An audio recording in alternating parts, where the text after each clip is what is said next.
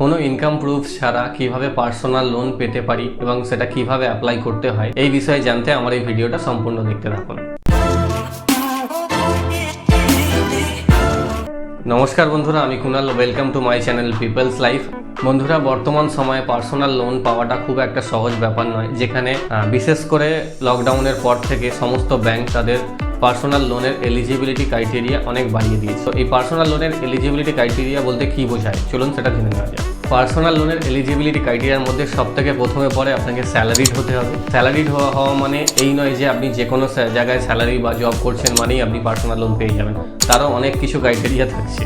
তো তার মধ্যে সবার প্রথম হচ্ছে, আপনি যদি গভর্নমেন্ট এমপ্লয়ি হয়ে থাকেন তাহলে গ্রুপ ডি হলে হবে না, গ্রুপ ডির উপর থেকে মানে CBA এই সমস্ত গ্রুপের মধ্যে আপনি এই লোন পেতে পারেন। সেকেন্ড হচ্ছে, যদি আপনি প্রাইভেট কোম্পানিতে জব করে থাকেন তাহলে আপনার কি হবে, প্রত্যেক ব্যাংকের একটা লিস্ট থাকে, সেই লিস্টের মাধ্যমে তারা ডিসাইড করে নেয় কোন কোন কোম্পানির এমপ্লয়ীদের তারা পার্সোনাল লোন দিতে পারে। সেই লিস্ট প্রতিনিয়ত আপডেট হয়। এই নয় যে আপনার কোম্পানি কোনোদিন এই লিস্টের মধ্যে যাবে না, সেটা নয়। প্রত্যেক ব্যাংক তার নির্দিষ্ট সময়ের মধ্যে সেই পার্সোনাল লোনের লিস্টেড কোম্পানি একটা ওরা ডিসাইড করে, তার মধ্যে কিছু কোম্পানি অ্যাড হয়, কিছু কোম্পানি বেরিয়ে যায়। সেই লিস্টের মধ্যে আপনাকে থাকতে হতে হবে, মানে আপনার কোম্পানি যেখানে আপনি জব করছেন সেটা সেই লিস্টেড কোম্পানির মধ্যেই হতে হবে, নাহলে আপনি এলিজিবল হবেন না। সেকেন্ড হচ্ছে স্যালারি। আপনি গভর্নমেন্ট এমপ্লয়ি হন বা প্রাইভেট কোম্পানির এমপ্লয়ি হন, আপনার স্যালারি মিনিমাম 30,000 থেকে 50,000 উপরে হতে হবে, না হলে আপনি পাবেন না। ধরুন আপনি গভর্নমেন্ট এমপ্লয়ি, আপনার স্যালারি 30,000, তাহলে আপনি এলিজিবল হয়ে যাচ্ছেন। বেশিরভাগ ব্যাংক, যদি আপনি প্রাইভেট এমপ্লয়ি হন তাহলে 50,000 টাকার কাছাকাছি আপনার স্যালারি না হলে তারা পার্সোনাল লোন দিতে চায় না। থার্ড হচ্ছে আপনার সিভিল স্কোর। সিভিল স্কোর, আপনি যদি আগে কোথাও লোন নিয়ে থাকেন, সেটা ঠিকঠাক পেমেন্ট করে চলে আসছেন, নির্দিষ্ট সময় পেমেন্ট করছেন, তাহলে সিভিল স্কোর আপনার ভালো হবে। যদি আপনি আগের লোন পেমেন্ট করতে পারছেন না বা এখনো পর্যন্ত করে ওঠেননি, তাহলে আপনি এই লোন এলিজিবল হবেন না। সিভিল স্কোর কীভাবে চেক হয় সেটা আপনারা এখন সবাই জেনে গেছেন। তো এই সিভিল স্কোর মিনিমাম 700-র কাছাকাছি হতে হবে। 700-র উপর হলে তাহলে অবশ্যই ভালো, 700 নিচে হলে এই পার্সোনাল লোন ব্যাংক আপনাকে দিতে চাইবে না। এবার ধরুন যা যা ব্যাংক আপনার থেকে ক্রাইটেরিয়া বলছে সেগুলো আপনি মিট করছেন, মানে আপনার স্যালারি হয়ে গেছে, আপনি গ্রুপ ডি এর উপরে আপনি চলে গেছেন, বা প্রাইভেট কোম্পানি হলে আপনার স্যালারি একটু বেশি, এবার আপনি লোন অ্যাপ্লাই করতে চাইছেন ব্যাংকে গিয়ে বা ব্যাংকের এমপ্লয়ির সঙ্গে যোগাযোগ করে। তো তারা আপনার থেকে কী কী ডকুমেন্ট চাইতে পারে। প্রথম হচ্ছে লাস্ট 3 মাসের স্যালারি স্লিপ, মানে আপনার ক্যাশে বা আপনার চেকের মাধ্যমে যদি আপনি স্যালারি পেয়ে থাকেন তাহলে আপনি এই ডকুমেন্টেশনে থাকছেন না, মানে আপনি এই এলিজিবিলিটি ক্রাইটেরিয়ার মধ্যে থাকছেন না। থার্ড হচ্ছে আপনার অনলাইন বা আপনি যে অ্যাকাউন্টে আপনার স্যালারি ক্রেডিট হচ্ছে তার লাস্ট 6 মাসের আপনার স্টেটমেন্ট লাগবে। আপনি স্যালারি পাওয়ার পর ওই অ্যামাউন্ট নিয়ে কোথায় খরচা করছেন, কীভাবে খরচা করছেন, সেটা ব্যাংক অ্যানালিসিস করে আপনাকে কতটা অ্যামাউন্ট লোন দেওয়া যায় সেটা ওখান থেকেই ডিসাইড করে। থার্ড হচ্ছে আপনার প্যান কার্ড, আপনার অ্যাড্রেস প্রুফ হিসাবে আধার কার্ড, ভোটার কার্ড বা আপনার পাসপোর্ট হতে পারে, বা যে কোনো ধরনের অ্যাড্রেস প্রুফ আপনি সেটা ওখানে দিতে পারেন। এবার ধরুন আপনি আপনার বাড়ি থেকে অনেক দূরে আপনি কোথাও জব করছেন, তার মানে প্রতিনিয়ত যাতায়াত করছেন না, কোথাও একটা বাড়ি ভাড়া নিয়ে থাকছেন, তাহলে ওটা আপনার কমিউনিকেশন অ্যাড্রেস আলাদা হয়ে গেল পার্মানেন্ট অ্যাড্রেসের থেকে। তাহলে আপনাকে কী করতে হবে, ওই কমিউনিকেশন অ্যাড্রেসেরও একটা প্রুফ দিতে হবে। সেটা আপনার রেন্ট এগ্রিমেন্ট হতে পারে, বা আপনার গ্যাসের বিল হতে পারে, আপনার টেলিফোন বিল হতে পারে।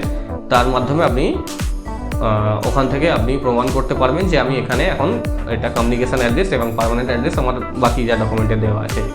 এছাড়া আপনার কি লাগবে, ধরুন আপনি কোম্পানির যেখানে আপনি কাজ করছেন সেই কোম্পানির অ্যাড্রেস প্রুফ, এবং আপনার কোম্পানি মেল আইডি, আপনার পার্সোনাল ইমেল আইডি, এবং থাকছে আপনার মোবাইল নাম্বার। যে অ্যাড্রেসগুলো আপনি দেবেন, ধরুন পার্মানেন্ট অ্যাড্রেস মানে আপনার বাড়ির অ্যাড্রেস, ওটা ভেরিফিকেশান হবে। সেকেন্ড হচ্ছে আপনার যে কোম্পানিতে আপনি জব করছেন সেই যে অ্যাড্রেস দিচ্ছেন সেখানে ভেরিফিকেশান হবে। থার্ড হচ্ছে কমিউনিকেশন অ্যাড্রেস আলাদা দিয়ে থাকবে, সেখানেও ভেরিফিকেশান হবে। তো এটা অনেকটা লেন্দি প্রসেস। তো এই ডকুমেন্টেশন যাদের কাছে আছে তারা ব্যাংকে গিয়ে লোন অ্যাপ্লাই করতে পারবেন। এবার ধরুন এই ডকুমেন্টেশনের মধ্যে আপনার অনেক কোনো সমস্যা আছে বা ডকুমেন্টেশন ঠিক নেই, আপনার নামের আধার কার্ডের সঙ্গে প্যান কার্ডের নামে গন্ডগোল আছে, ডেট অফ বার্থের গন্ডগোল আছে, বা কমিউনিকেশন অ্যাড্রেস প্রুফ নেই, বা ভোটার কার্ড কারেকশন করতে হবে, এই ধরনের যদি প্রবলেম বা কোনো কিছু সমস্যা থেকে থাকে তাহলে আমি আই বাটনে আমার আগের ভিডিওগুলো দিয়ে দিচ্ছি, যেখানে আধার কার্ড, ভোটার কার্ড বা এই ডকুমেন্ট রিলেটেড বা প্যান কার্ড যে কোনো ধরনের ডকুমেন্ট রিলেটেড আমি ভিডিও দিয়ে রেখে, সেখান থেকে আপনারা দেখে নিতে পারবেন যে কিভাবে এই ডকুমেন্টগুলো ঠিক করে নিতে পারেন। তো এবার চলে যাওয়া যাক আমাদের পার্সোনাল লোনের ব্যাপারে। ধরুন এইসব ক্রাইটেরিয়া আপনার ম্যাচ করছে না, আপনি স্যালারিড নয়, বা স্যালারিড হলেও আপনার স্যালারি কম, বা আপনি ক্যাশে পাচ্ছেন বা আপনি চেকের মাধ্যমে পাচ্ছেন, অনেক কিছু হতে পারে। ধরুন আপনি বিজনেস করছেন, তাহলে কি পার্সোনাল লোন পেতে পারেন না? ব্যাংকের যে ক্রাইটেরিয়া আছে সেই হিসাবে আপনি পাবেন না। কিন্তু এখন পার্সোনাল লোন বা ইনস্ট্যান্ট লোন তাও 2-3 মিনিটের মধ্যে আমরা পেয়ে যেতে পারি ইনকাম প্রুফ ছাড়া। সেটা কিভাবে? এখন অনেক অ্যাপ বেরিয়ে গেছে যেটার মাধ্যমে আমরা পার্সোনাল লোন বা ইনস্ট্যান্ট লোন অ্যাপ্লাই করে নিতে পারবো। তো চলুন দেখে নেওয়া যাক এই অ্যাপের মাধ্যমে বা এই ওয়েবসাইটের মাধ্যমে আমরা কিভাবে পার্সোনাল লোন বা ইনস্ট্যান্ট লোন অ্যাপ্লাই করতে পারি, এবং সেটা 2 থেকে 3 মিনিটের মধ্যে আপনার অ্যাকাউন্টে ক্রেডিটও হয়ে যাবে। সেখানে আপনি রেট অফ ইন্টারেস্ট বা আপনার লোনের টেনিওর কত দিনের জন্য আপনি লোন নেবেন, 1 বছর, 2 বছর কি 3 বছরের জন্য, বা ধরুন আপনি কম অ্যামাউন্টের লোন নিতে চাইছেন, 1 লাখের নেবেন কি 50,000 নেবেন, 70,000 নেবেন, সেটা আপনার উপরে, ওখানে আপনি মডিফাই করে নিতে পারবেন নিজের ইচ্ছা মতো। তো চলুন একটা ডেমোর মাধ্যমে আমরা দেখে নিই যে কীভাবে এই অ্যাপের মাধ্যমে আমরা লোনটা অ্যাপ্লাই করব।